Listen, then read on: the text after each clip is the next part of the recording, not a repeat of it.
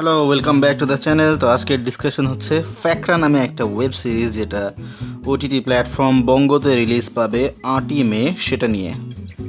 তো এটা একটা থ্রিলার টাইপ ওয়েব সিরিজ হতে যাচ্ছে, যেটা ডিরেক্ট করেছেন আসিফ চৌধুরী এবং সেখানে অভিনয় করেছেন এক ঝাঁক পরিচিত অভিনয় শিল্পী, যেখানে অভিনয় করেছেন শ্যামল মাওলা, নিশাত প্রিয়ম, সারাহ আলম, পার্থ শেখ, নিদ্রাদে নেহা, মীর রাব্বি, আবদুল্লাহ আল সেন্টু, হাসনাত রিপন, সমু চৌধুরী, এ কে আজাদ সেতু এবং আরও অনেক অভিনয় শিল্পী।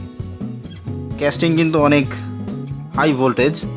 যারা এখানে আছেন সবাই খুব ভালো অভিনয় করেন। আগেও আমরা তাদের অন্যান্য কাজ দেখেছি, তাদের কাজের কোয়ালিটি নিয়ে কোনো কোয়েশ্চেন নেই।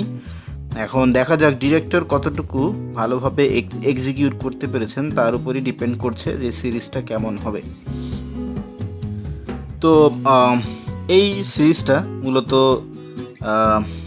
একটি ডাকাতি গল্প নিয়ে তৈরি করা।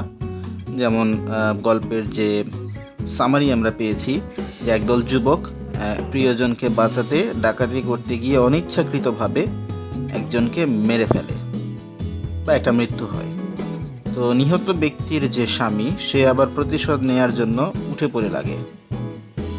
অপরাধীরা তাদের একজনকে বাঁচাতে মরিয়া যাত্রায় বেরিয়ে পড়ে, যা হয়ে ওঠে এক অনিশ্চিত ও বিপজ্জনক অভিযাত্রা।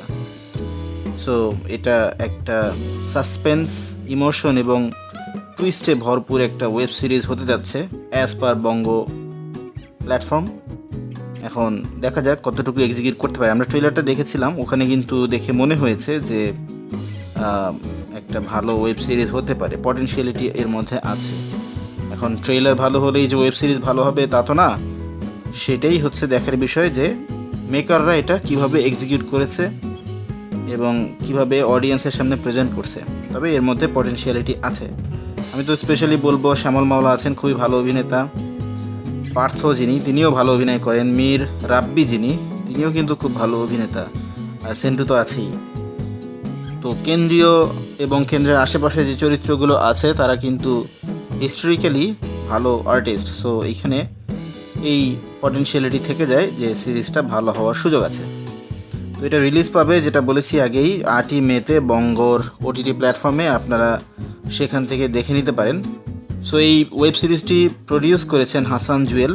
আর ওয়েব সিরিজের নামটা একটু ডিফারেন্ট টাইপের হয়েছে। ফ্যাকরা আসলে কেমন যেন একটা নাম। আসলে এটা কিন্তু সর্বজন স্বীকৃত বা সর্বজন বিদিত নাম হওয়ার সুযোগ খুবই কম।